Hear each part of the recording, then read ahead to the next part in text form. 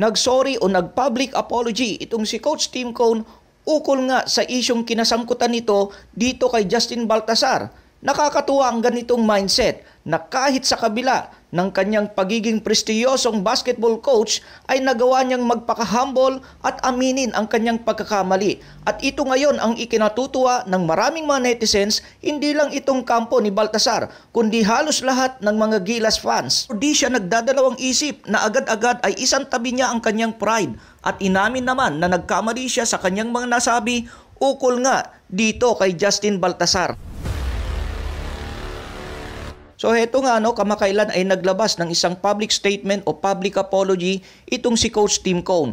Whereas binawi niya, nag-apologize siya dito sa kampo nitong si Justin Baltasar ukol nga doon sa sinabi niya na tila baga ayaw maglaro sa Gilas Pilipinas nitong si Baltasar nung kasalukuyang ginagawa ang lineup ng ating Gilas Pilipinas prior to the upcoming FIBA World Cup noon.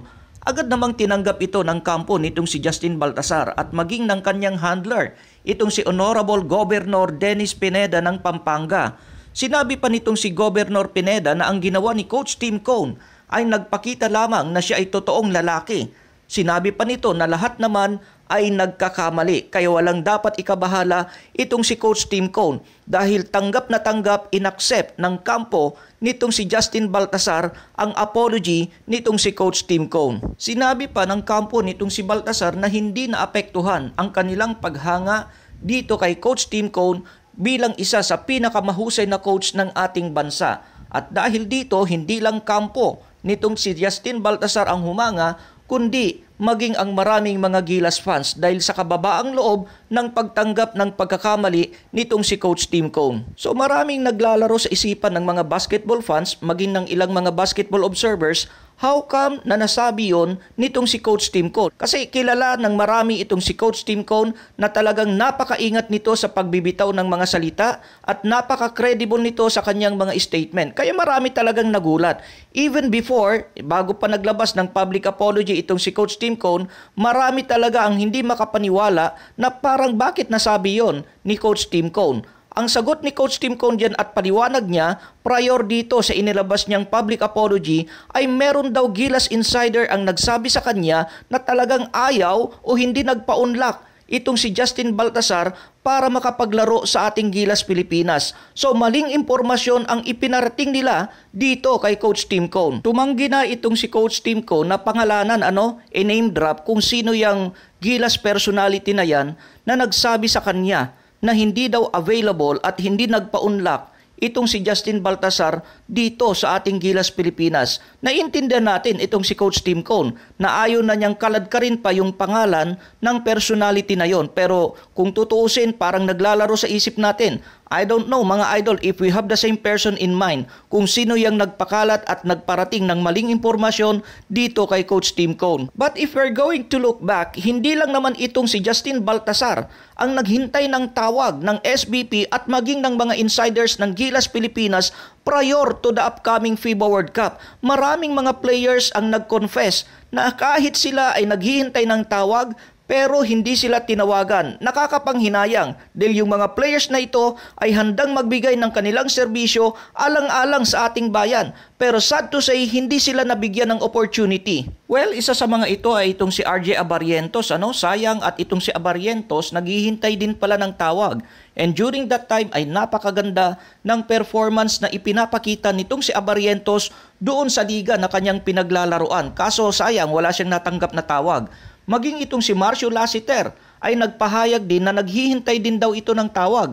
Pero higit sa lahat na nakakapanghinayang at talagang nag-confess na may hinanakit dito sa SBP at maging dito kay Coach Chot Reyes ay itong si Shoni Winston. I'm sorry Shoni or Sconi, I don't know how to pronounce his name. Sabi nitong si Winston na lumuwas pa sila ng US para mag-training at paghandaan ang noon ay Gilas tryout dahil nga isinama siya sa 23-man pool na pagpipilian. Pero nagalit itong tatay nitong si Winston dahil kahit isa man lang na tao ay walang tumawag sa kanila at naiwan sila sa ere. prior to the upcoming tryout nga doon sa 23-man pool na supposedly pamimilian doon sa paparating na FIBA World Cup. Ibig talagang sabihin noon pa man ay may mga konting irregularities na o kawalan ng kaayusan dito nga sa pagpili ng mga players na ilalagay sa official lineup ng ating Gilas Pilipinas. We're not saying na lahat ng mga naka-line up dyan sa ating Gilas Pilipinas ay hindi deserving makapasok. Pero kagaya ng alam natin at komento ng maraming mga basketball fans, may mga ilang nakadusot na sana yung slot na yun ay naibigay na lang sa ilang mga deserving na mga players. Pero nakikita natin ngayon isa-isang naglalabasan ang katotohanan na talagang merong irregularities o kababalaghan tungkol sa pagpili ng lineup dito sa ating national team. At sa nakikita natin mga idol, ito'y sariling opinion lang naman natin, sineshare lang natin in public. Ang nakikita natin diyan, hindi lang itong grupo ng mga players na ito na binanggit natin ang naghihintay ng tawag para mabigyan ng chance makapag-try out dito sa Gilas Pilipinas. For sure, marami pang mga players yan na willing magbigay ng kanilang serbisyo dito sa ating national team pero hindi sila nabigyan ng sapat na pagkakataon. Kaya't ang balik ng maraming mga Gilas fans dito sa SBP at maging dito kay Coach Chot Reyes nung mga panahon na malayo pa ang FIBA World Cup, ang lagi nilang paulit-ulit na sinasabi sa media, hahanapin daw nila, hahalughugin nila ang buong Pilipinas maging sa ibang bansa para hanapin ang best of the best players na dadalhin natin sa FIBA World Cup. Pero nakita natin, hindi natin minamaliit itong mga players na naglaro dyan sa FIBA World Cup. Kinikredit natin ang kanilang mga effort and sacrifices. Pero sa nakita natin, hindi natin masasabi na yan na talaga yung best of the best na dapat nating ipadala. And it is very visible na yung mga binanggit natin na mga players na yun na nag-confess na naghihintay ng tawag, itong sina Abariento, sina Lassiter, itong sina Winston, lahat sila ay mga legit shooters. Kaya nakakapanghinayang dahil sa nakita natin doon sa performance natin dyan nga sa World Cup na yan ay talagang kinulang tayo sa mga legit shooters. Lalo na at very visible din at kitang-kita ng lahat kung paano nag-struggle sa shooting itong si Jordan Clarkson. Kailan lang naman pumutok ang 3-point shooting nitong si Clarkson, lumabas lang yan nung nakalaban natin ang bansang China. Pero ang nakakalungkot nito at parang mahirap tanggapin na maging itong si Coach Tim Cone ay nagawa pa nilang i-prank. Ibig sabihin, nagawa pa nilang magparating kay Coach Tim Cone ng mga bagay na hindi naman pala totoo. Dahil ang sabi nga nitong si Coach Tim Cone, mali ang impormasyon na ipinarating sa kanya na quote-in-quote ay hindi willing maglaro para sa ating Gilas Pilipinas o hindi available itong si Justin Baltasar. So nakakalungkot dahil kung tutuusin, ano bang itatawag natin doon? Kundi isang maliwanag na kasinungalingan. Hindi sila nagsabi ng totoo, dito kay Coach Tim Cone tuloy ang nalagay sa alanganin ay itong si Coach Tim Cone. Ngayon may mga nagsasabi yung mga ilang doble cara dyan na mga Gilas fans na bigla na lang bumaliktad after magpaawa effect nitong si Coach Chot na kahit sino daw ang ilalagay na coach ng ating Gilas Pilipinas, maging itong si Coach Tim Cone, ay ibabash din daw ng mga fans lalo na pag ito ay natalo sa paparating na Asian Games. Well, ang sagot natin dyan ay malamang hindi naman siguro kasi kahit matalo pa ang ating Gilas Pilipinas na pangungunahan nga nitong si Coach Tim Cone, ay for sure ma-appreciate pa rin siya ng maraming mga Gilas fans dahil nga kitang-kita dito kay Coach Tim Cone ang pagiging humble nito at handang tanggapin ang kanyang pagkakamali. Sa kabilang banda, kaya lang naman kasi inulan naman ng batikos itong si Coach Chot ay ayaw kasi nitong umamin sa mga maling diskarte niya at sa pananaw ng marami ay talagang ayaw niyang isantabi ang kanyang personal pride kung tawagin. Kung buong Pilipinas na ang nagsasabi ng kanyang pagkakamali, sana naman ay nakinig siya sa mga ito. Actually, kamakailan din, nagtrending din itong banat nitong si sports commentator Mr. Chino Trinidad. Whereas pinakita talaga niya kung ano ang naging pagkukulang ng SBP at maging itong si Coach Chot Reyes prior dito sa programming ng ating national team which is the Gilas Pilipinas. At yan din halos ang magkaparehong pananaw nitong si Mr. Snow Badua ng Spin.ph at maging itong si Jerry Splana, itong si Jericho Diniera na may karanasan na sa paglalaro dahil dati silang mga player ng PBA and if I'm not mistaken ay nakapaglaro na rin sa national team ang mga players na ito. At pare-pareho sila ng pananaw ukol nga sa pamamalakad dito sa ating national team. Maging ang itong si El Presidente, kilala ito ng mga laking PBA. Alam natin kung sino siya, itong si Ramon Fernandez. Minsan na rin siyang nagpahayag ng kanyang pagdisgusto dito sa sistema nitong si Coach Chot Reyes. Way back time, if you still remember, nagsabi din siya dito kay Coach Chot na itigil na niya ang kanyang self-promotion. Instead, mag-focus siya sa pangangalaga ng ating national team since ayaw naman talaga niyang umalis before dyan sa ating national team. Sabi nitong si Fernandez, magpapaputol ako ng daliri. Kung hindi mo makikita on the first 5 pages ng kanyang coffee table na libro, ito yung kakapanalo ata ng Gilas Pilipinas nung tinalo nila ang Korea at nag-qualify tayo sa FIBA World Cup. Agad-agad ay nagpagawa sila ng coffee table na isang remembrance na libro. Ang sabi nitong si Don Ramon, sabi niya, magpapaputol ako ng daliri pag hindi mo nakita sa first 5 pages ng coffee table book ang mukha nitong si Coach Chot Reyes. Kaya ang tawag dito ni Don Ramon ay parang self-promotion ang ginagawa nila. So kaya natin binalikan ngayon ang mga issue na to dahil nga maraming mga Gilas fans ang tila baga nagdoble kara ngayon pagkatapos magsalita in public nitong si Coach Chot Reyes after their stint on the recent FIBA World Cup. Parang ang pinanghawakan ng ilang mga Gilas fans kaya sila biglang bumaliktad ay yung pagkapanalo natin against China. Well, sabi nga natin, sino bang hindi masaya at tinalo natin ang bansang China?